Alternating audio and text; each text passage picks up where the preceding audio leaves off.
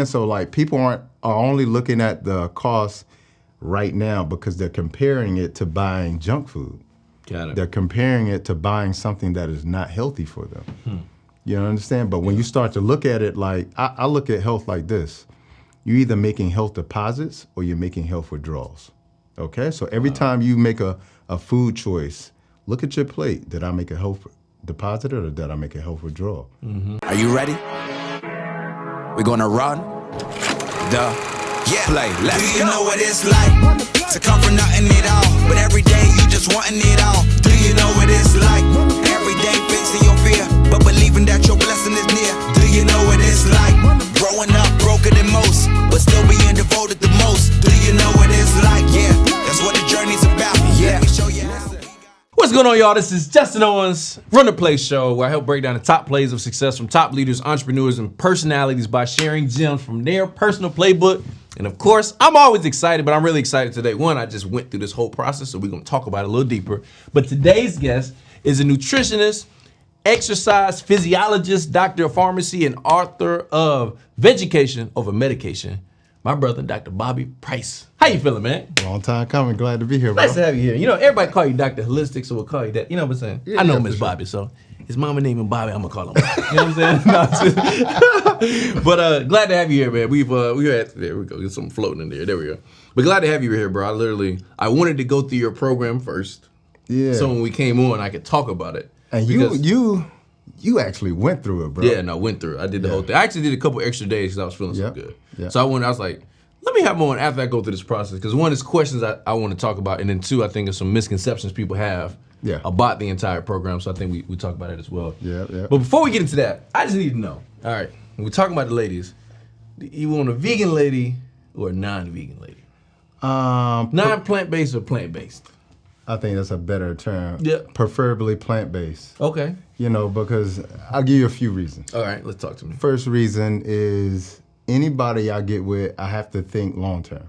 Okay. You know, like, I think like as a younger man, my idea was this is fleeting. It could be in the moment. I'm cool with that. Yeah. But now it's like this could turn into forever. Yeah, for it sure. could turn into a child. Yeah. And so as a result of that, I want somebody who values health. Okay. Not just for, you know, the sake of looking good, but also being good on the inside too. So yeah, I get that. Yeah, I like that's that. really important. Now, is it important for her to be like that already or be open to the idea of becoming? I'm actually open to both. Okay, all right. Yeah. Preferably already there. Yeah. You know, but I think the cool thing is I've been doing this for 12 years and I've been on my journey for 12 years. So, you know, anybody who's open to being healthier, happier, and living a longer life, like, it's gonna always make sense. So yeah, as long as they're open to it, then yeah, I'm open to it. Got it. Now you work for the FDA. I did. Right. Okay. So tell me about that. Was it stuff? Well, whatever you can. I don't even know if you can talk about all this stuff. But like, did you see things that concerned you that what made you go down this path? Like, what did you learn there, and how did it affect what you do now? Yeah. So I worked for the FDA, and it was ill because I remember having to get clearance. I thought I was just applying, but then come to find out you got to get like clearance to get into the FDA. So go through this process, get this clearance level to work for the FDA, and you're excited because in my mind, coming out of school, like the idea was I want to heal my people. Yeah, I want to take what I learned from them, bring it back to my neighborhood, spread that information, and help people heal. And I'm working there, and I'm working in a program that we were initially creating. And the whole program was basically to create a 1-800 number and a website for people to call in or email in and tell about side effects of certain drugs. And literally, I was talking to people on the phone sometimes. Sometimes I was looking at things in the database. And what I was discovering is that all of the information and the data was going into a black hole. There was nothing being done about it. Wow. And so it sort of made me feel like, well, this is a waste of time. And so, but I learned a lot. I learned a lot about the drug process. I got to sit in on hearings, like literally drug companies coming in and saying, hey, here are the clinical trials. Here are people that were in those clinical trials. Those people speaking on behalf of their experience, the drug company. So watching that was very illuminating too, because now I get to see like, this isn't as complicated as I thought it was. Yeah. And it's definitely not as discretionary as I thought it was either. So it was informative, and I think it was part of my journey. Yeah. You know, because again, like, I started, and we'll go back to my original story, but like I started with the idea of like, let me heal my people. Mm-hmm. And the only way I thought initially was through drugs, right. Traditional medicine. And I'll probably more appropriately term that conventional medicine than traditional. But so I worked there, and then I moved on, man. Yeah. How long were you there? I was only there a couple of months. Oh, so you was in and out. You said, in and out pretty much, because it was one of my clinicals. Yeah. It was my 4th year in pharmacy school. And then B, like the idea of applying there afterwards, like stay, it was just like, nah, this isn't for me. Yeah. No, I could see that. Yeah. I have a question about the plant-based piece, because sometimes you see people joke about it on social media. It's like, people saying they plant-based or vegan. And I'm going to ask you the difference between that. Let's start there. Yeah. Difference between the two is what? Well, man, everything has become so deviled up, man. Yeah. Because initially, like when I never really referred to myself as vegan, even though technically I am vegan. Got it. Yeah. And the reason why I never referred to myself as vegan, because the vegan movement was created by a gentleman in the 1940s by the last name of Watson, and the whole idea was based on the premise of being sort of compassionate towards the animals. Got it. It wasn't based on health at all. Yeah. And so my idea of doing something in terms of switching my diet was based on health. Yeah, that's why some people say being a vegan sometimes is almost like a religion in a sense, because for some people it was I guess now I'm hearing the roots of it was to protect animals and which nothing's wrong with it, because even in my journey I've evolved to a point where now like I have so much compassion for animals. But like that wasn't where I started at. Yeah. So for me, I kind of stayed away from the label, because the label came with so much that didn't include me. Yeah. And I would go to like vegan festivals, and we weren't represented there. Yeah. And so I said, okay, so that's not for me. So I just said, hey, I'm plant-based. I eat plants. Yeah. But then all of a sudden, again, I started this 12 years ago. Yeah. And 12 years ago, it wasn't cool. Yeah. To be vegan, be plant-based, none of that. And you couldn't go in the supermarket and buy all these products that you can see now. There wasn't all these restaurants. Yeah. And so as a result, like when you go in the store, if something was plant-based, it was plants. Yeah. But now when you go in, it's not just plants. A lot of it. So you're saying it was better when you initially started? Yeah, because like before, like if somebody was making something that was plant-based, it was because healthy people wanted it. Yeah. Now it's based upon people who are vegan, who not necessarily their first priority is health, their first priority is compassion towards animals. Got it. So now you take the junk food movement over here with Oreos and Doritos, and you put it over here with vegans, and you just pull all the animal products out of it. Got it. What's up, y'all? This is Justin Owens from The Play Show. Y'all know what's happening. Listen, this episode is being brought to you by BetterHelp. Give online therapy a try at betterhelp.com/RTP and get on your way to being your best self. Listen, some of y'all know you've seen the episodes 7 years ago, almost 7 years ago, literally going through a divorce, tore my Achilles.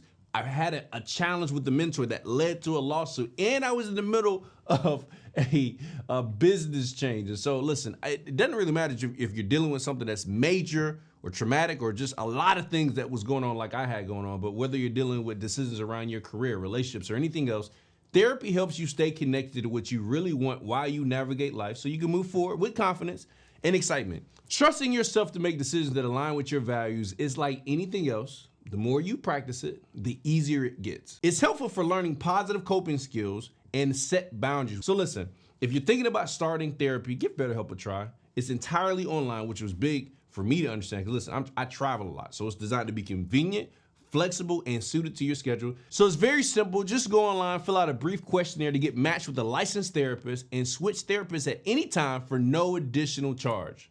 Let therapy be your map with BetterHelp.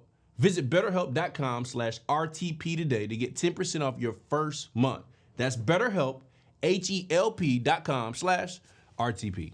Yeah, because I was going to ask you, that's kind of the joke you'll see online sometimes. People saying they plant-based or vegan, but they still overweight. Yeah. Like, so why would that happen? Why would somebody do that and still be? That's a really great overweight? question. So being a chemist, initially when I came out of undergrad, I worked for a food company, and I got to understand how food is being made, how food is inspected, etc.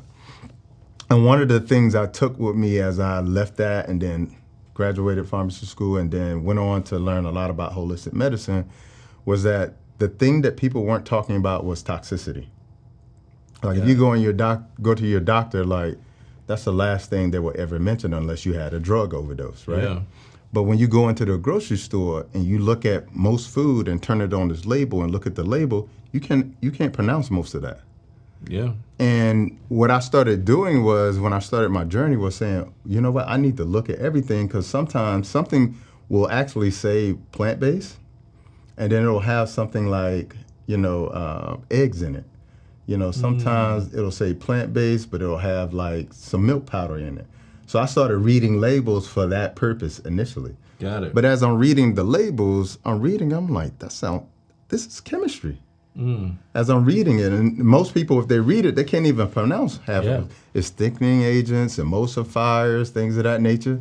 So as I'm reading it, I'm thinking about all the things that I did when I was in my chemistry program. And I'm thinking about, where would I use that in chemistry? And I'm like, I wouldn't use this in any type of food. So what happens with people who actually go vegan, a lot of them are eating a lot of the vegan junk food.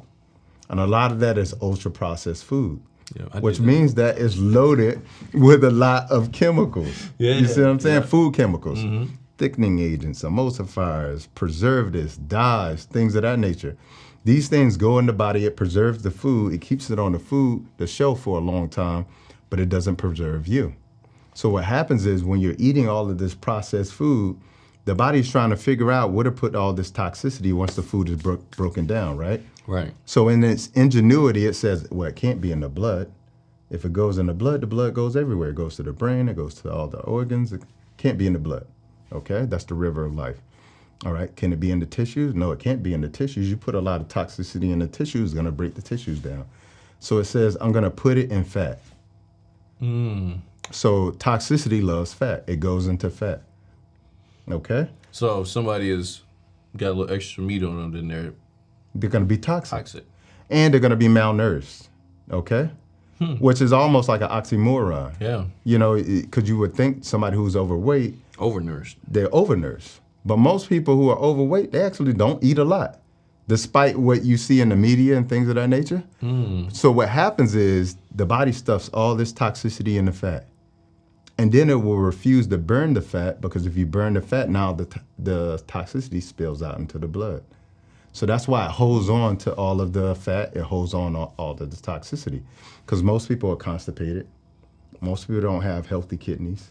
Most people don't have a healthy liver function. So essentially, most people have bad skin, and these are all elimination organs. They eliminate things from the body. So if those are clogged up, you burn the fat, then where's it gonna go? Has nowhere to go. Has nowhere to go. So essentially what happens, you went vegan, you stop eating meat and dairy, but you start eating a lot of processed foods. So as a result, the body's like, I can't let it go, because if I let it go, the toxicity is just gonna spill out into the body. Yeah. So it makes it very difficult. Even if they go to the gym, I see people at the gym who are overweight, but super fit. Yeah. I mean, they can kill the workout, but they can't lose the weight. Yeah. And that's why. I've seen that too. Yeah. Now I would say, for me, like, this is the first time, like, I've had like a big change in my body. Yeah. Because I worked out before and I never changed my diet. Yep. And so I was like, okay, I'm on to something, you know what I'm saying? Like, it probably took me maybe 2 weeks. I was working out during the whole detox.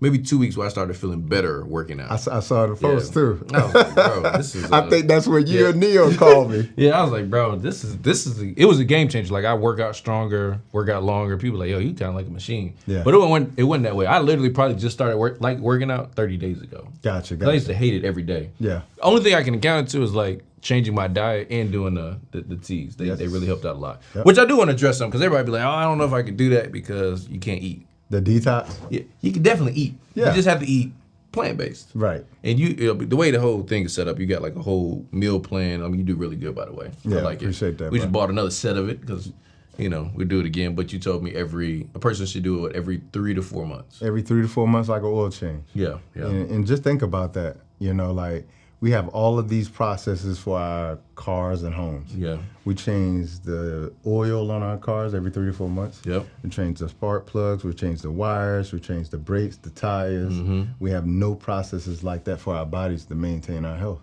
Yeah. So people go years without doing anything. Anything. Occasionally having a healthy meal. Yeah. Yeah. Now, I will tell y'all it's bitter. Like, you told me it was bitter. I was like, I've had a couple of teas with no sugar. Listen, it's weird because it's like, it's very bitter. But it does get better. Yep. How I started doing it in my head, I was like, okay, I've taken shots of alcohol, and they don't taste good either. I mean, they're horrible. Disgusting. So I literally in my head, like, okay, this is like a shot of good stuff going into my body. Yep. And I just started sipping on it. It was some of it was a mindset change, and some of it was like an actual taste bud change. Cause like the Parasite one, I think it is the clear one. That one I really like. I could just sip on that all day. I'm not gonna lie to you. Yeah. The tummy one took me a little bit of time to get used to. And it's interesting you say that because it's different for everybody. Yeah. Most people actually say the Parasite is the worst for them. Wow. And I always say like herbs, because the Detox is essentially just herbs. Yeah. Herbs know exactly what you need for your body. Like in scripture it says herbs were made for the healing of the earth. In this case, earth being our bodies. And so whatever one that is most bitter for you is the one you need the most. Wow. Yeah. So the Parasite Candida got a lot of parasites, got a lot of yeast in the body, the liver, the kidneys, the lymphatic system is backed up, then that one will be very bitter to you. Tommy Detox, if you got gut issues, if you got craving issues, if you're constipated, that's going to be the one that's most bitter to you. Got it. Now, I have a question because the other thought process is like, listen, I don't make enough money to be plant-based because the concept is very expensive. Yeah. What is your response to that? I absolutely refute that. And let me tell you why. Because people look short-sighted at it. They look in the moment at what they're spending on one meal. But they don't think about it. If you eat more plants, you're going to be less hungry. You're going to eat less meals. Okay? So you may spend a little bit more money on the one meal, but in the long run, you only eat 2 meals a day instead of 3. Mm-hmm. Okay? So that's one thing.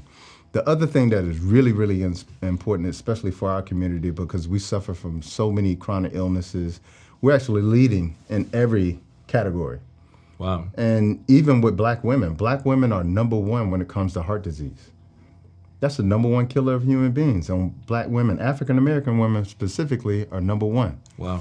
So when you think about that at the end of the day, like when you think about how sick we are, when you think about our neighborhoods that are flooded with fast food, that have no healthy food around us, when you think about the fact that now we have more dialysis clinics in our neighborhoods than McDonald's. Wow.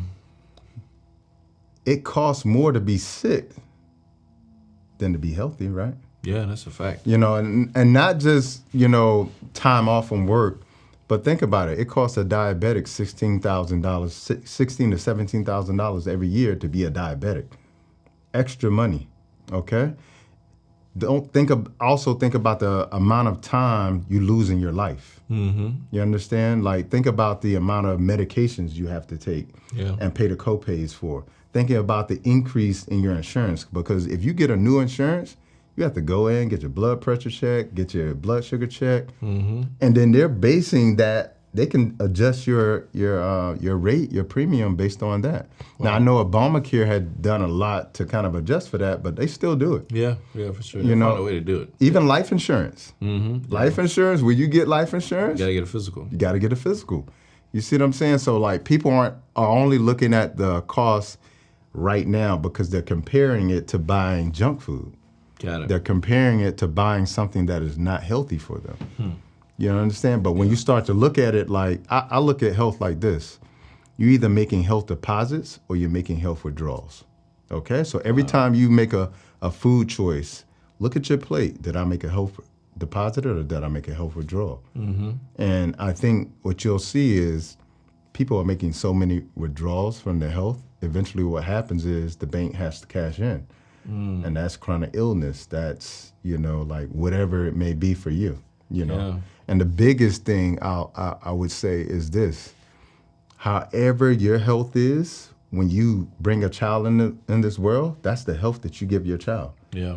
That's the genetics that you give your child. Yeah. Okay? It's passed on not based upon what your mom gave you, but it's also passed on based upon the habits that you had up to conceiving a child too. Yeah. I literally just went to this like a whole food nutrition doctor. He gives you like whole food supplements, and he was like, your organs can never be better than the organs of your mom at the time that she gave you birth. Yep. So if she had heart challenges or stuff, like whatever that is, that's passed down during that whole process. I never even thought about it. Yeah. So it makes it even more important. Yeah. To stay on top. It's generational wealth now. Yeah. You know? Yeah. That's strong. So all right, so how does somebody eat plant-based on a budget? Well, here's the thing. You can't eat junk food, like vegan junk food. Yeah. So what would be some examples of vegan junk food? Like getting the ice cream. Like you go get that vegan ice cream, it's like $8-10 Yeah. just for a little something of ice cream. Yeah. So when you buying the faux meats and things like that, it's expensive. Yeah. Like all of these things are very expensive, especially when most people are comparing it to like cheap meat. Yeah. You understand? Like that meat, that animal was cut up like months, if not years ago, and has been sitting in a refrigerator. And what people don't think about, this is how I think about it. Like if I were to die right now and my body would lay on this floor and decompose, it would break down. That's the natural process of things. Mm-hmm. That's how it's supposed to happen. All right? You don't think that meat is not breaking down? Like it's not this infinite thing that could last forever. Even if you put it in the freezer, like it can't last forever. It's decomposing, it's breaking down. And once it gets to the grocery store, they're spraying this red dye on it to make it look, like palatable. You understand? So what I tell people is it's really important for them to understand that you have to look at the quality of choice that you're making. So like when you're thinking about budgeting, you go in there and you buy this cheap meat or you buy this, combination of ingredients. I have a recipe book, but combination of maybe 5 ingredients that can make you a plant-based burger or something like that. You see what I'm saying? Mm-hmm. Or you buying oyster mushrooms that you can make, mushroom chicken with. Yeah. You see what I'm saying? So like that's how I look at it, is like when you're buying whole ingredients, when you're buying, stock ingredients like a quinoa, or you're going out and buying kale every 3 days, or whatever type of green lettuce you want to have a salad with. Mm-hmm. When you're buying like that, the other thing that you're not doing is you're not wasting food. Most people throw away 25% of the food that they buy. Yeah. 25%. Mm-hmm. So that's 20. Let's say you had $1,000 budget per month on food. $250 of it is going out the window into the trash every month. Whereas if you're buying something that is fresh, or buying something that is a stock item like some chickpeas or some lentils or something like that, you don't have to worry about that. So that's what I tell people is, like eat whole foods. Not whole foods like the supermarket, but like foods that have one ingredient. Eat foods like that, and what you'll notice is that it is very cheaper to actually be plant-based. What food has one ingredient, like fruit? Yeah, like fruit, like chickpeas, like quinoa, like bell peppers, mushrooms. Yeah. That's one ingredient. That's a whole food. It's not segmented up. You don't have to have a label with it. Like when you go get kale, there's no label. It's just kale, one ingredient. Yeah. You know what I'm saying? And that's how we're supposed to eat food. But because we've been eating like this for the last 50 years, processed foods, our understanding of food has changed. Yeah. It's not the original idea of food. Yeah. I saw some, I don't know what it was on the internet, but it said something like, it may have been on your page, but it said something like, our diet is so bad that we consider eating good dieting. Yeah. Which is like, yeah.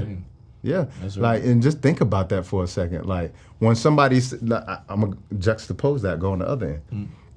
When somebody usually says to you, man, I ate good today, what does that really mean? They ate soul food. I ate bad. Yeah. You see what I'm saying? Like, our idea is warped around nutrition and health. Like, it's totally the opposite. And that's why so many people will readily say, gotta die of something. Like, when I'm trying to, like, convince them, like, yo, like, you don't have to have diabetes. You don't have to have high blood pressure. You don't have to suffer with digestive issues. They're like, well, I love this food. I gotta die of something. Yeah. And you see that negative relationship, they're in love with something that is killing them. You see what I'm saying? So that's why it's so important for us to change our mindset.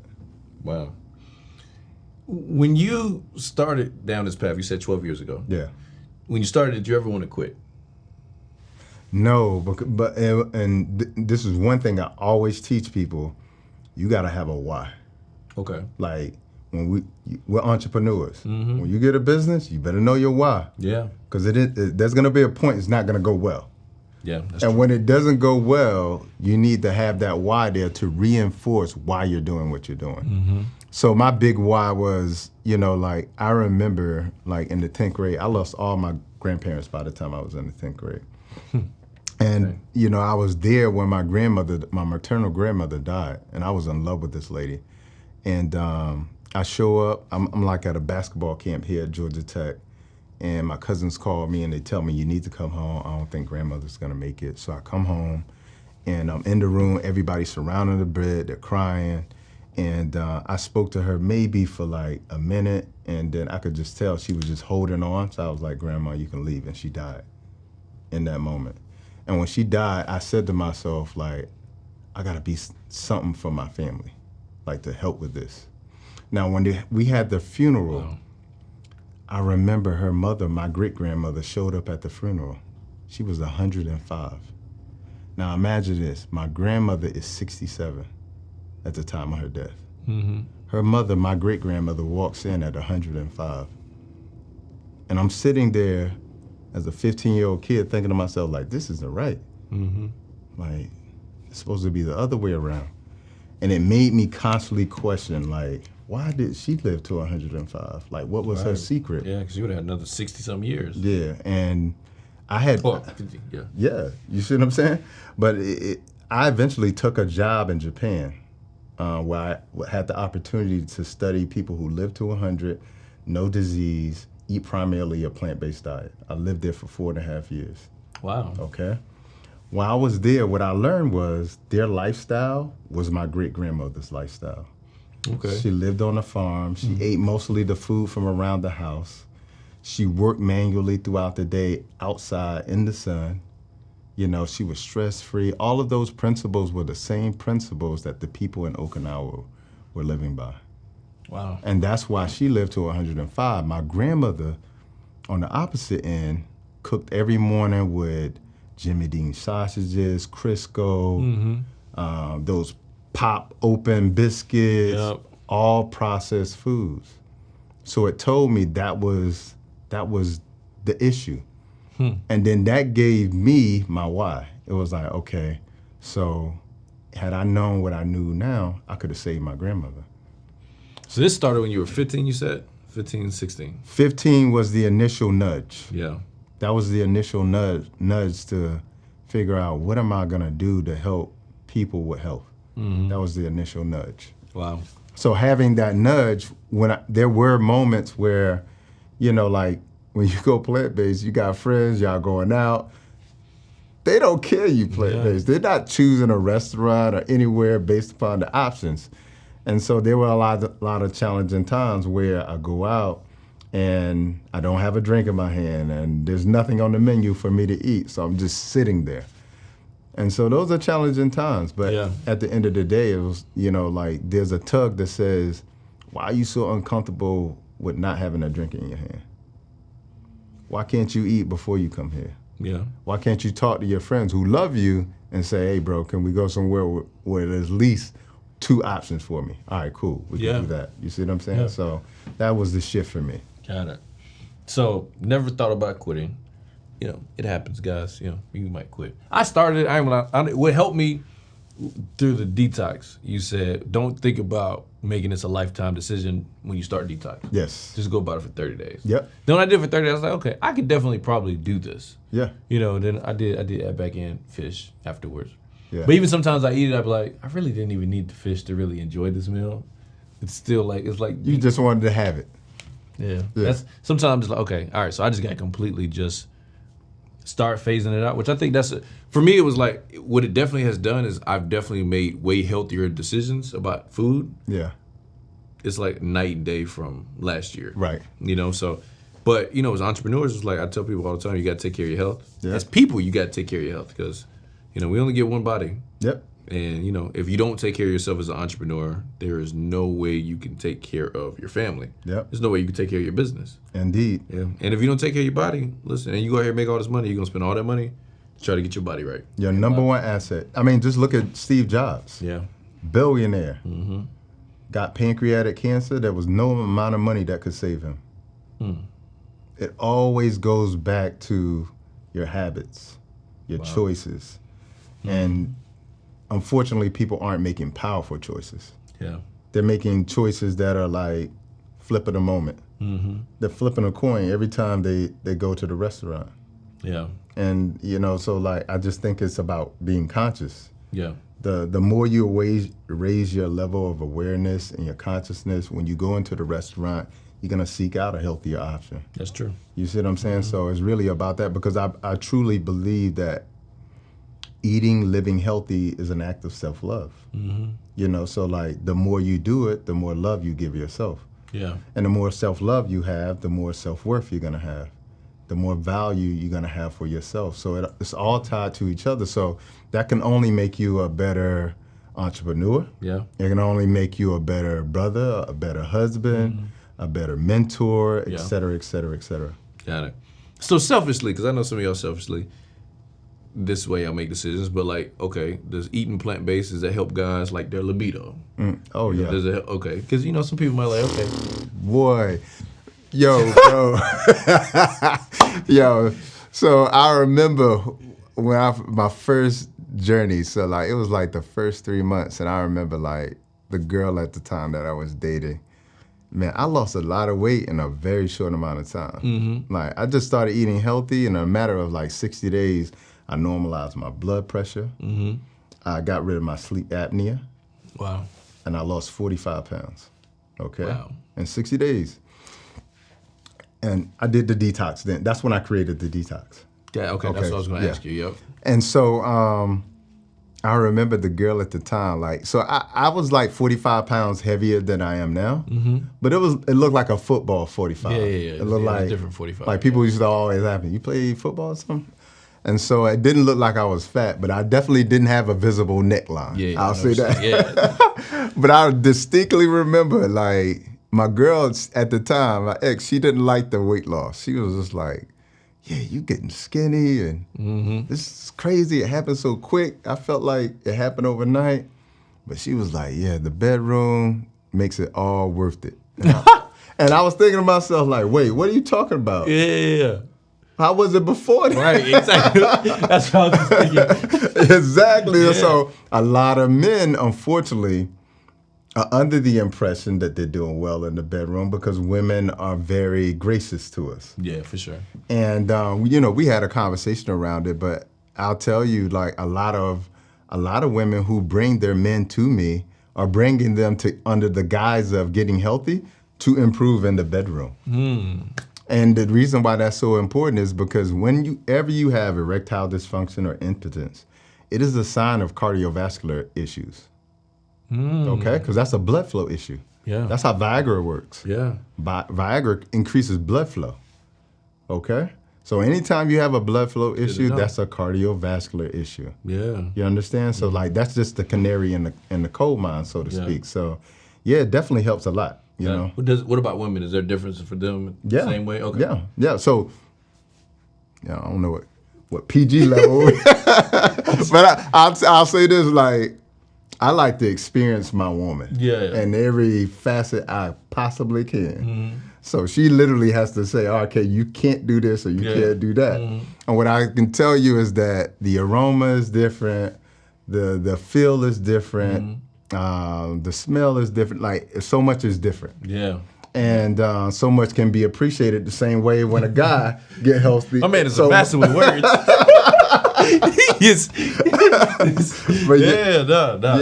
I'm getting, but to me, that's a real part of life. It's you know real. what I'm saying? And it's like there are some people that are dealing with issues, and it's like they probably never thought, man, it's my diet. Yeah, and they're dealing with it silently. Yeah. Men are dealing with it silently. Like, Yeah. you know, I talk to men all the time when they have issues in the bedroom and they're trying to figure it out, and the girlfriend or the wife is trying to help them figure it out, or vice versa. Like sometimes it's, you know, like woman has an issue, like maybe her periods are extended, Yeah. you know, 13 to 14 days. I've seen it that much. Or maybe she has fibroids or endometriosis, or it's painful during sex. So all of these issues are things that can be adjusted, and many cases reverse when you change your diet, start getting toxicity out of your body, cleansing. And I literally, you know, we were doing a 30-day group detox. I've literally had at least 6 or 7 couples who were basically infertile and were taking fertility drugs and still weren't able to get pregnant, did the detox and got pregnant during the detox. Wow. That's a testimonial. So it just tells you that when the body is healthy, when the body is clean, it can repair itself, it can heal itself. And the thing is that when the body isn't healthy, when the body is toxic, it's not a fertile ground to actually create new life. Got it. You see what I'm saying? Yeah. Yeah. Now, I've seen some of these things, and I want to get your thoughts on it, where it's like eating for your blood type. And some people, they like, well, my blood type, I have to have meat. Yeah. What are your thoughts on that? I think it's a little bit misguided, because I get this question all the time. Yeah. I think if you have the blood type, I believe it's O, I can't remember. But if you have the blood type that says you need to eat meat, I think it just simply means that you need to have more protein. Got it. And here's the important thing. All protein initially comes from plants. Okay? I want you to think about this for just a moment. What are the 3 primary animals that people eat? Chicken, beef, fish, pork. Okay. You look at all of those animals, are any of them carnivores? No. None of them eat meat. So if you're eating something that didn't require meat to build its own protein, then why do you need to eat that to create your own protein? Hey, this man, hey, thinking. You see what I'm saying? Yeah. And then when you think about it, some of the strongest animals in the animal kingdom, gorilla, monkeys, rhino, elephant, ox, strong as an ox, none of them eat meat. Some of the strongest animals in the animal kingdom. So we take one example like the lion and say, okay, we're supposed to eat meat. Not understanding that most animals don't actually eat meat. You understand? And then when you start to think about even our biology, like you think about how a lion is set up or carnivores are set up, they always have teeth that match to be able to kill meat. Yeah. We don't. They also have a jaw that can only collapse this way. It can't go this way like ours can.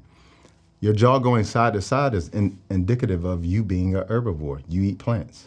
You understand? When you look at our digestive system, the digestive system of a lion is about 7 feet long when you lay it out. The digestive system of a herbivore or a plant eater is going to be somewhere between 20 and 35 feet. Guess what? Ours is between 20 and 35 feet. So our biology is set up for plants. You understand? Yeah. But it's just a matter of, I think what happens is, if you look at our paleo ancestors, they went through a time of famine. During a time of famine where nothing is growing, then they ate meat. Yeah. You see what I'm saying? But it doesn't mean that they were the most successful version of us. Yeah. The most successful version of us was probably the Egyptians. And if you look at history, Egyptians were vegetarian. And vegetarian was probably vegan because cows didn't exist in Africa. You understand that? Yeah. So, I mean, This stuff deep. when you start to really think about it and go beyond the jargon that we're being taught, like got milk, you know, like you remember the milk mustaches with all the athletes? You notice you don't see that anymore? Yeah. It's illegal. They did studies and they found out that milk actually does not do a body good. Milk actually causes you to leach calcium from the bones, making the bones more brittle. Wow. So that's why you don't see those commercials I thought anymore. about that, yeah. You see what I'm saying? So like there's a lot of things that we've been taught. That's why in my book, Vegetation Over Medication, the tagline is the myths, lies, and truth about food and modern medicine. Because there's a lot of things that we've been taught. I mean, even you look at the remember back in the day, they used to have the food pyramid? Yeah. Mm-hmm. You look at what they have today, it's totally different. Yeah. It's not the same anymore, but people still have the mindset of the food pyramid. You understand? So there's a lot of things that we have to kind of... Yeah. So a lot of it comes down to we were miseducated. Miseducated, and unfortunately, our culture has shifted too. Got it. You know, like our great-grandparents all had gardens. Yeah. You say our great-grandparents all worked outside. Mm-hmm. You know, like all of our culture has shifted. And then when you think about the food industry, like when you go into a supermarket today, 80% of it is processed foods. It's on the shelf in a box, bag, can, jar. Mm-hmm. But if you go back 70 years ago, there were no supermarkets. Yeah. You know, you had to literally go get fresh food every day. Yep. Because 70 years ago, there were no refrigerators. Mm-hmm. You see what I'm saying? So, like, what are you going to put in the refrigerator? It's got to be fresh when you cook. It had to be from scratch. You see what I'm saying? So we're so far away from that, unfortunately, that, you know, that's why we're so sick, and that's why 75% of Americans are either overweight or obese. Yeah, that's different. Let's talk about when you created the Detox. So tell me about that phase. So you like, all right, you're at the house one day, you're like, all right, you know, I'm gonna make my own detox. Cause they're like, you know, cause like you'll see stuff like maybe like a smooth move tea. Yeah, for sure. Something like that. Yeah, like, this is nothing like that. It's not at all. So like, how did it come about? Cause it's a very unique, like even when you open the bag, it's like, you can tell it's like all healthy stuff. Yeah. So, what I didn't tell you is the same year I lost all of my grandparents, that same year I got diagnosed with high blood pressure at 16. 16. Yeah. Wow.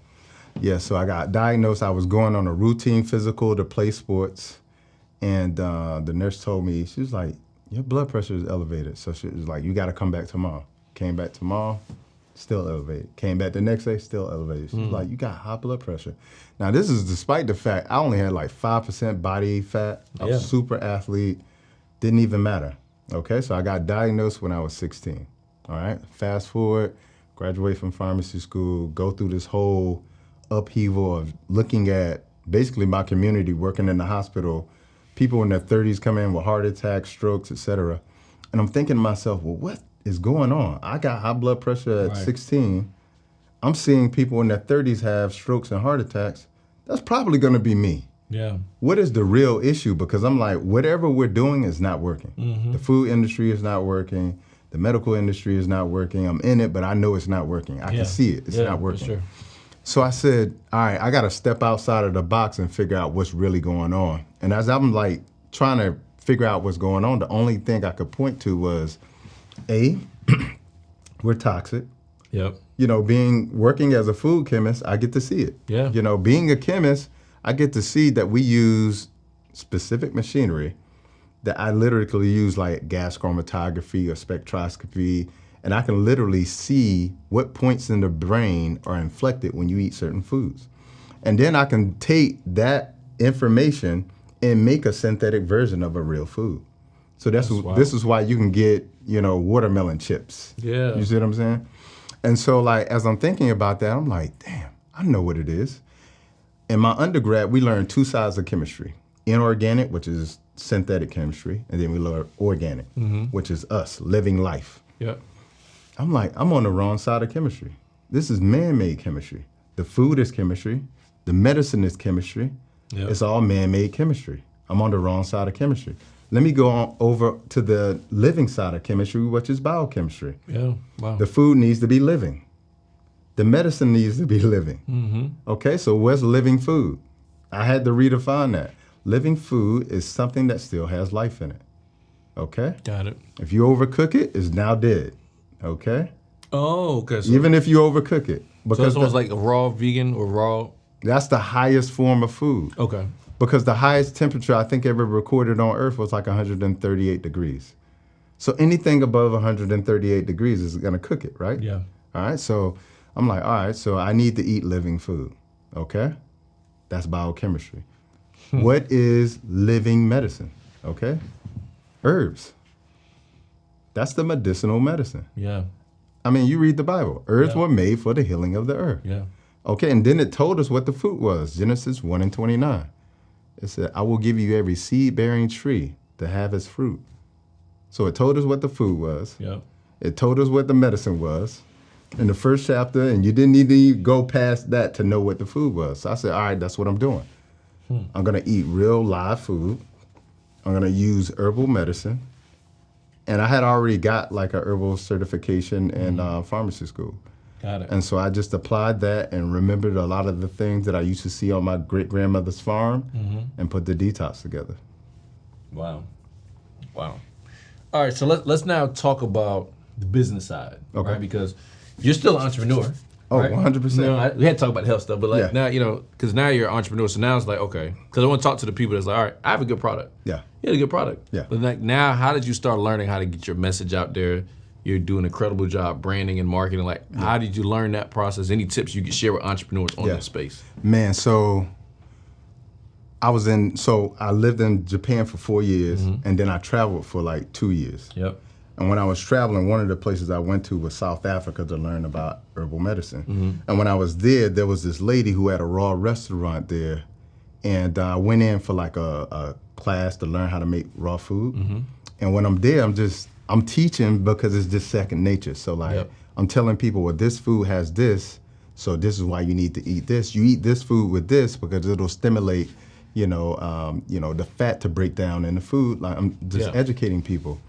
And when I left, she was like, hey, can you come back and do that every day? I said, can you feed me free every day? So I was like, cool. So we did that for about 2 weeks. And when I got ready to leave, she was like asking me my story. And when I told her, she was like, you probably had one of the most amazing stories I've ever heard in my life. Wow. And she was like, what are you planning to do? And I was like, I'm going back to the States. I got to write this book and teach people. And so she was like, you need to lead always with your story. And so one of the things I tell entrepreneurs is you got to know how to, one, tell your story, but you also got to know how to write your story too. Like every day you get up and you're writing a chapter in your book.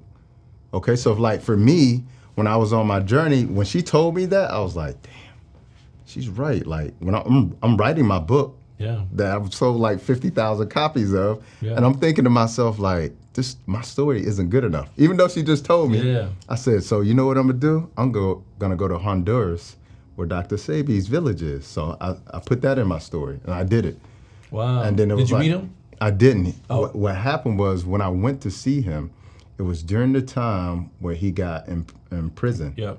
And so unfortunately he passed away. Yeah. But again, that's part of my story. Yeah. And I just kept doing that. Like went to Peru and did this and just traveling, going back to Africa and going to Asia, etc.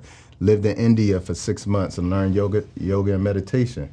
And I'm realizing, I'm like, damn, I get to write my own story. So if you read my book, Vegetation Over Medication, you're gonna hear my story in there. But what's really important was when she told me that, I understood that I was writing my story by how I was living my life.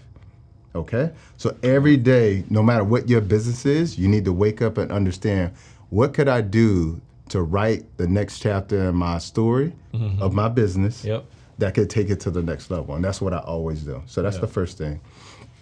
The other thing I think is really important, I think this is the best thing that I did.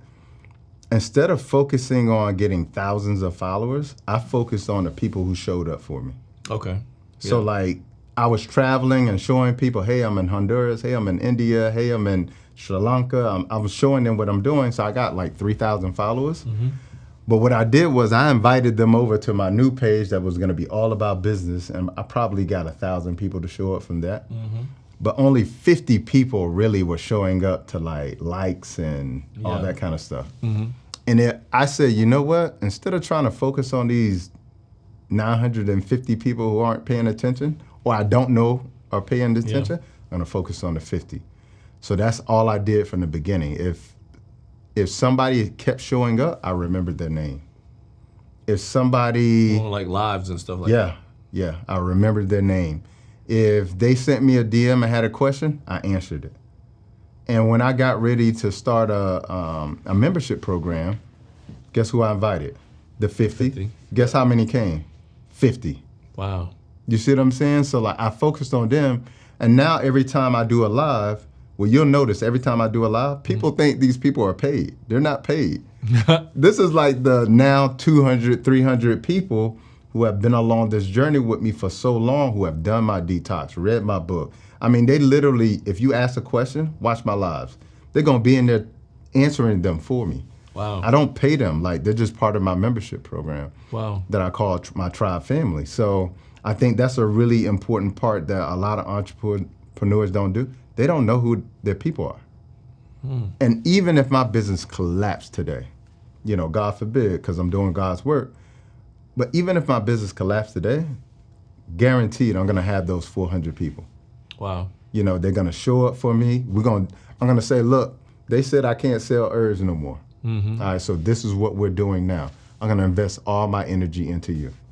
You see what I'm saying? So like, I think that's a very important part of business too.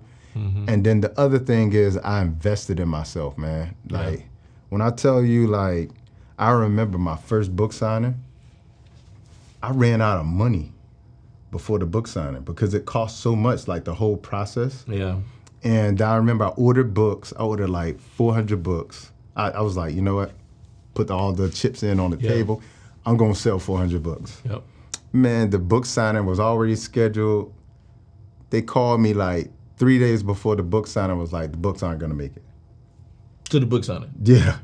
So I literally was about to cancel the book signing, and then 2 or 3 a.m. in the morning, I woke up and something was like a local printer. It just said local printer. And I started going online and saying local printer for books. Found one, called them at 8 a.m. As soon as they opened, I was like, look, this is what I got going on. I got $200, but I need at least 300 books. Can you please help me? He said, you know what? If you give me a ticket to come to the book signing, I'll print the books for you. He printed the books for me. I had maybe 100 tickets sold. And by the day of the event, I sold out the event.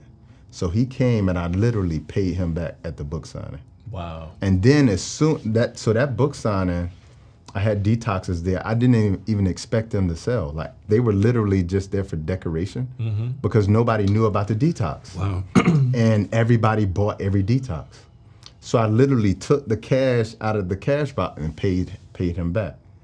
And then I took that money and went and bought more books. Instead of like saying I got money, I went and bought more books immediately. And then the books that didn't come came in. And then I set up event after event after event after event and just start selling the books. So that's what I mean by like, don't wait for people to invite you to events, to invite you to podcasts. Don't wait for that. Create that kind of following that I talked about, like that tenacious 10 or vivacious 50. Yeah. And invite them everywhere and tell them to invite their people. And that's what kept happening. I would invite my 50 out. That 50 would invite at least 2 people. So then I got 150 people at the event. You see what I'm saying? And just kept doing that. That's smart. So marketing wise, you put out a ton of content. Yeah. What is your content like? You know, 'cause some people struggle with the post, what to say. Yeah. What is your content process now, and how long does it take you to put all that together? Man, it ain't nothing, man. Like, Really? I'll tell you what I do is, you know, if a lot of people just ask me questions, like it's hard for me to answer my phone. Yeah. Because most of the time when people are calling, like it's a health question. And I don't want to say it's a burden, but what it is like I would much rather a hello and how you doing and that sort of thing. So, you know, like I get the opportunity to hear a lot of people's problems. Yeah. You see what I'm saying? And people are asking me and telling me what's going on with their situation. And I get to dive into that, you know, because these are people I care about. And so it becomes content. You know, it's like, okay, I got this stomach issue and the doctor did this and we tried this and that didn't work and did you do this and what's going on with you here? And by the time we come to a solution, I'm like, okay, I need to tell people about this. So that's one way. Got it. The other way is when I do produce content, content creates content. Okay. So when you go into the comments, that's your content. That's your content. Yeah. Okay. People say stuff, respond. People are going to have questions. People are going to respond. People are going to say, that happened to me too. And this is what I did. Or that happened to me too, and I did this and it worked. So the content creates content as well too. And then the other thing is just, to be honest with you, is like divine downloads, to be honest with you. I pray and meditate a lot. And mostly in meditation, a lot of things will come to me and say, like, we have to talk about this. And then that's the content I put together. Like I just put together this video where I was talking about salmon. And I was talking about how a lot of times it has parasites in it and people don't know about it. Even cooked salmon. Even cooked salmon. And so I was showing, like, people like killed me about the video initially. So then I had to create another video to show them, like, I'm not telling you this so you can, I'm not trying to make you feel bad about eating salmon. I'm just trying to show you, like, what the truth is. Wow. And so I show them, like, I had went to Seattle. And when I was in Seattle, I was on this river. And as I'm on the river, I see this bear. And I'm like, that's a big bear. And I see, like, this white string hanging out of the back of the bear. So I'm, like, trying to figure out what it is. So I go to Google, like, trying to figure out what it is. And I was like, oh, those are typically tapeworms. And I'm like, well, where would a bear get tapeworms? So I go do my research and get it from the salmon. Well, where does the salmon get the tapeworm? And then what happens is, in the river, you have the parasites. The salmon lays their eggs in the river, and then the parasite infuses themselves into the eggs of the salmon. Wow. So you see what I'm saying? Like, I'll go and do a video like that to now educate the people who are killing me on the last video. So sometimes, that's what I'm saying, content will create content, and then sometimes I just get, divine downloads about what I should do next. Yeah. What's your definition of meditation? Like, is it just, I'm sitting still? Like, how do you meditate? I define it by praying is when you speak to God. Meditation is when you listen to God. Okay. And, so my form of meditation is a quiet room, a dark room, and I focus on my breath. Because the breath is life. Yeah. You can go 7 to 10 days without water. I've gone 45 days without food. But you can go 2 to 3 minutes without air. Life is gone. So the string of life is breath. Okay? Yeah. So I'm focusing on my breath during that time. And then it's like shallow breaths. Just in my nose, out my mouth. Got it. Okay. Okay, because we're not supposed to breathe in our mouth. That's a whole nother conversation, but the mouth is a backup to if your nose gets obstructed and something hits it and it's clogged up, now you can breathe through your mouth because it's so important. Dang, but you're not supposed to mouth breathe, okay? So in my nose, out my mouth. And then, I'm just waiting. I'm waiting for the downloads. And people always say, like, when you get quiet and you start meditation, your brain gets very busy. It gets that monkey brain. You start thinking about an itch here and stuff you got to do in 10 minutes and what they said yesterday and that person will cut you off and track it. That's the monkey brain. That will eventually go away. And then when that goes away, you hear a voice. Now, then when you get to that, now there's two voices. You got the lower self telling you something, and you got the higher self telling you something. The higher self is God. And I always tell people the beautiful thing about how you distinguish between the two is that God always first speaks with alignment. Everything that is spoken to you aligns with you becoming the highest version of yourself. Got it. The second thing is it's always going to be instructions behind what is told to you. So I'll give you for instance, with writing my book, that idea came to me when I lived in Japan. I was just meditating and it was like, you have to write a book. All right. Now that wasn't it, because that could have been ego. I want to write a book, so I become an author, blah, blah, blah. But it said, you have to write a book. It has to include your journey. And you're going to go through some things in this journey that are going to define this book. But you got to live the lifestyle. Okay, so those are the instructions I got with the book. And that's how I meditate. Wow, I like that. That's probably one of the best explanations I had of meditation. Good. Yeah, that's deep. I like it. Back to the marketing piece. So, because you're really good at it, right? So, like, did you take classes on it? Did you study it? Like, what is your... Because, okay, we go from, I'm taking care of these 1,000 people, 50 that show up all the time and grow. You have way more than, 400 followers now. You know what I'm saying? For sure. So, what is, like, how did you grow in that aspect? And the reason I'm asking is sometimes, as an entrepreneur, you can get lost.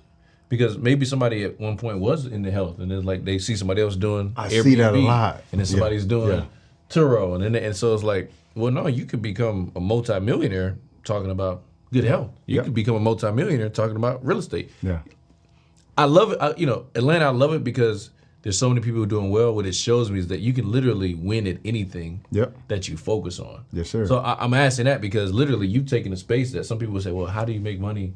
Yeah, for sure. Teaching about health. Yeah. And still have purpose behind it the way that you do it. Yeah. So I'm wondering, how did you learn how to market this type of... Number one thing is knowing and understanding people. Okay. Most people don't understand that we're in the business of people. Yeah. They think we're in the business of money.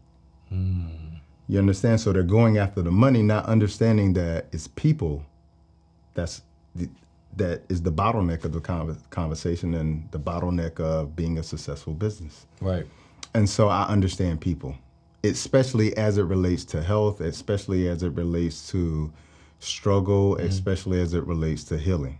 Okay? So you got to know your market and you got to know your people. And you learned that from being around them? I learned that first from that whole idea of focus on the first 50. Got it, okay. Learn your people.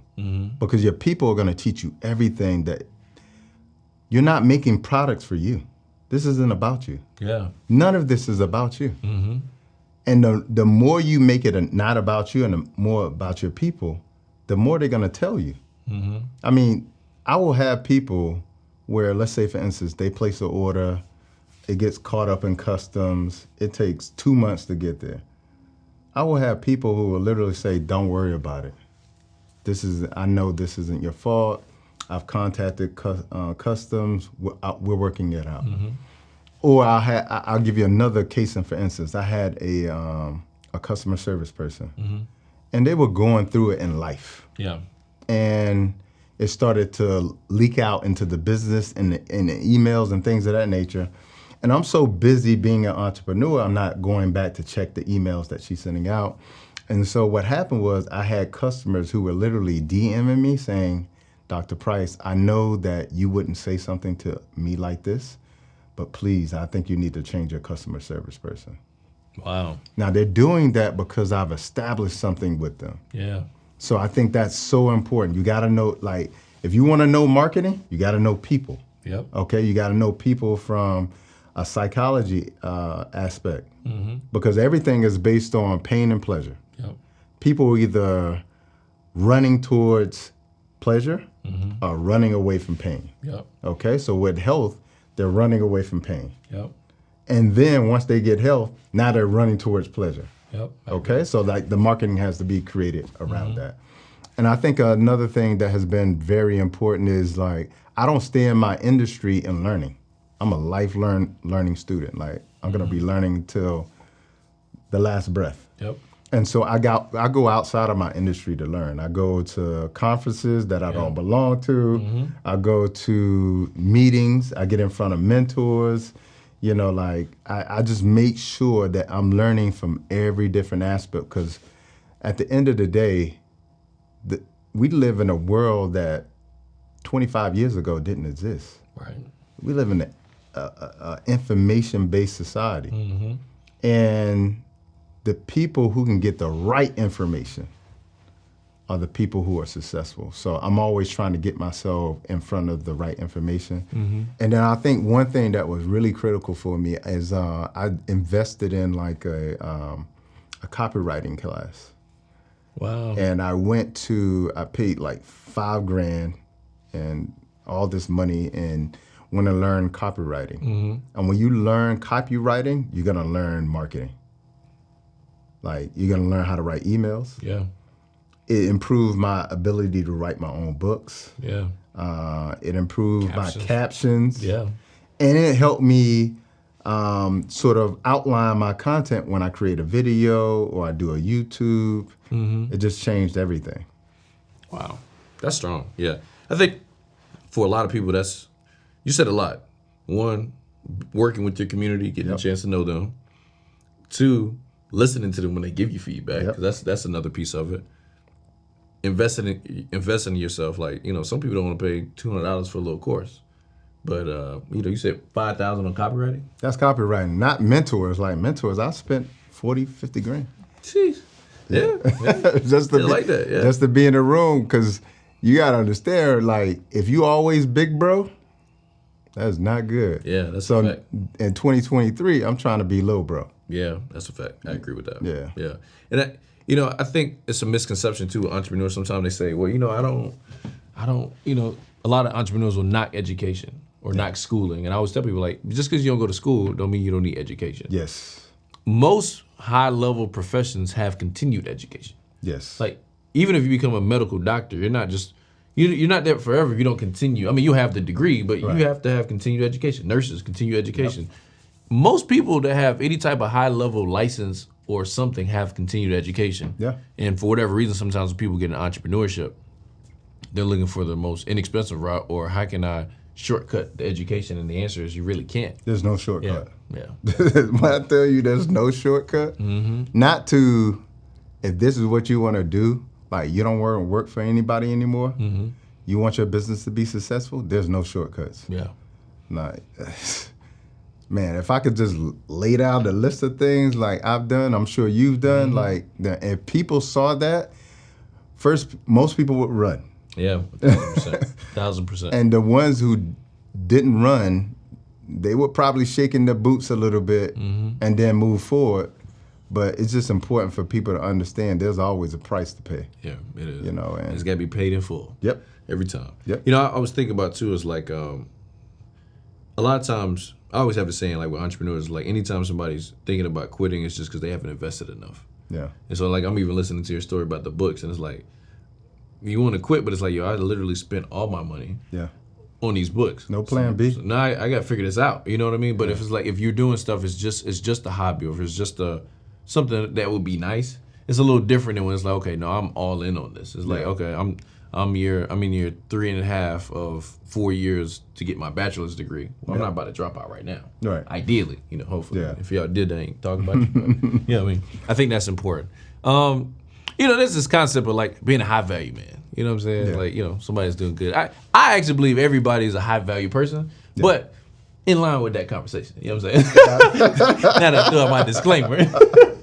What does the dating space look for you like right now? Not necessarily, I'm not talking about relationship status, but like, how is that right now? What would a person like yourself be looking for in a relationship, in a spouse, and like what are you looking for right now? Yeah, I always tell people, there's a lot of conversation around relationships, and the one confusing thing for me is like, it's not headed towards this, like us coming together. Yeah. It's like so separate. It's like, talking bad about women, talking bad about men, and there's nothing like this. Yeah. And so like when I think about like somebody I want to build with, is somebody who's not only compatible but complementary. Wow. And let me tell you what the difference between the two. So compatible means you eat healthy, I eat healthy. That's nice. Yeah. Compatible is you like to travel, I like to travel. But I also want somebody who's complementary too. Like maybe I work too hard and you help me relax. Okay? Maybe I've walked away a little bit from my spirituality, but you're so in tune with yours. So you help me find balance there. Maybe you haven't had the opportunity to bask in your femininity, and I do very well in my masculinity, so I can help you feel vulnerable and comfortable with relaxing and saying, hey, you don't have to worry about, getting your oil changed or figuring out this. I got you when it comes to that. Yeah. So I really look for somebody I can be complimentary with, because the one thing I can remember about my grandparents is that man, they couldn't live without each other. When my grandfather died, my grandmother died shortly after. Wow. And I just remember, like, my grandfather had no idea where pots and pans were, and my grandmother never worked a day. You understand? And so I just realized how important it is for people to be useful to each other and need each other. Yeah. And today we live in this culture where people are literally figuring out how I can exist without anybody else. Right. And nothing about that leads to love. Nothing about that leads to becoming a higher version of yourself, because I truly believe that when I'm in love, I'm the highest version of myself. Yeah. You know, and that's a very uncomfortable position to be in. But, Thanks. you know, like, it's uncomfortable being an entrepreneur. Yeah, it is. It's uncomfortable being a strong man in today's environment. Yeah, it is. You know, and so, like, every other aspect of my life, I'm comfortable with being uncomfortable. Yeah. So I just feel like I got to get comfortable with that too. So yeah. I just want, you know, like, I look for, you know, I won't even say I look for something, I aspire for something that's organic, something that's loving, and something that we both seek understanding and growth. There we go. Yeah. I like it. That's deep. Man know what he want. You understand? That's important. I always have this segment on here. It's called Breakdown or Breakthrough. I believe every entrepreneur at some point has a breakdown, whether it's, you know, spiritually, financially, just a point where it's just like they don't want to do something no more. Maybe something they got hit by life. Yeah. But in that breakdown, there's lessons that you learn, and if you learn them and get through it, then that at least you'll break through your next level. Yeah. Have you had that before, and if so, were there any lessons you learned from it? Yeah. So in the initial housing crash, that was my first breakdown. Yeah. So That was 2007, 2008. Yeah. So during that time, I had started, like everybody, they were giving away houses. So I was taking whatever you can give me with a 600 credit score. Yeah. And I had amassed about 13 houses. Wow. And as I'm like having these houses, having success for the first time in my life, my bank account is like 6 figures. And because this is before like school, I finished pharmacy school. And I remember I had helped a friend get a house. And then the next thing I know, he was like, yo, these people are saying my payment is about to go up like $3,000. Like, you know, I'm exaggerating, but it was like $1,600. Yeah. And he was like, I can't pay this. And I'm like, really? Let me see your paperwork. So I'm looking through his paperwork. He bought 2 houses. I'm like, yeah. So I was like, I don't know. Let me call some people. I'll figure it out. But in the meantime, I'm like, I need to look at my paperwork. And I go see it. I'm like, yeah, like this is about to happen to all 13 houses. I had an arm on all 13 houses. So I literally went into this phase of, all right, I'm going to change the business. All I'm doing is showing people how to buy houses. So I go from buying houses to showing people how to invest in houses. And I'm like, you can get this house, you can have it, you can have it. I'm paying people to take houses from me. And finally, I got rid of like all 11 and had 2 I couldn't get rid of. Because by this time, like, it's a full crash. Figure out what's going on. And everybody like, I ain't taking nothing you giving. Yeah. And so I'm stuck with the 2, and I'm about to start pharmacy school. And I'm like, all right, so I got to live in one. I don't know what I'm trying to rent this other one, but like Katrina had just happened. I moved somebody in it. Yeah. They trashed the place and left out of it. And so I was, again, praying, meditating. God was like, let it go. And I was like, all right, cool. So I let the house go. And I distinctly remember, like, my ex at the time, she was like, what did you learn from the process? And I was like, I learned a lot. She was like, because, typically you learn a lot from failure. I was like, I don't think I fell. And she was like, what do you mean? I was like, I don't think I fell. She was like, well, one house is about to foreclose. You had to pay all this money for people to take houses. Like, how do you see that as failure? I was like, I was literally homeless before my first house. Yeah. I was sleeping in my car. And then I got 6 months later, I had a house. And then a year later, I had 13 houses. I was like, I'm super, and I got money. Yeah. I couldn't even put gas in my car. Yeah. I was like, so like, and I got $4,000 left. Yeah. And I'm about to start pharmacy school. Yeah. I'm like telling her all these things, and she was like, but with real estate though. And I was like, you know, you got the foreclosure. And I was like, yeah. I was like, but God told me to let that go, so I let it go. And a year later, I had put in like a bankruptcy on that house. And then I went to court, and the judge I was just telling him my situation, and he was like, yo, you need to just go to pharmacy school. He was like, don't worry about this. And I was another message, let go. Yeah. I was just like, yeah, I ain't worried about it. I was like, can I go? He was like, yeah, you can go. I walked out of court. Yeah. And like a month later, the company that had purchased the home, I purchased the home with, got the mortgage with, they went under because of fraudulent activities. Right. And so it just naturally came off of my credit. Wow. You know what I'm saying? So it taught me a valuable lesson about when it's time to let go, and when it's time to move forward. And I think that's a very valuable lesson for a lot of entrepreneurs because, like I said, like you're gonna hit a speed bump. Mm-hmm. And when you hit that speed bump, there's a lot of conversation that's gonna be had with you. Mm-hmm. But what I learned from that, which was very valuable, was like that wasn't what God wanted me to do. Yeah. That was only a means to get me to where I needed to go, but it wasn't the work that I was supposed to do. And there's a big difference between your job and your working life. Mm-hmm. Your job you can be fired from, you got to be hired to, but your working life, God gives you that. Wow. And so when I discovered like, hey, that wasn't what I was supposed to do anyway, and I started moving into the direction of what God wanted me to do, is just plain and simple that, you know, I made a perfect choice in letting go. I love that, man. That's a great story, bro. You're a great storyteller too, man. I appreciate it. Yeah, you know what I'm saying? Like, I didn't get caught up. Got me on that. All right, good stuff. But now, man, I appreciate you, man. Like your message, what you've done. Like I already feel the difference. I'm looking forward for the world to see these before and after pictures. You know what I'm saying? Boy, been in the gym too. But definitely doing it again before the summertime, just to see what that progress looks like. Yeah. And man, it's just great product. So listen, I'm gonna just let y'all know. He ain't got to tell y'all need to try the Detox. He tell people where they find it at and where they find you. Gotcha. So you can find my Detox at drbobbyprice.com. drbobbyprice.com. I'm on social media as Dr. Holistic, DOCTOR Holistic. And everywhere else, I'm Dr. Bobby Price. Okay. 14-day detox, 28-day detox, books, CMOS, etc. All your natural solutions for real problems. Got it. I love it.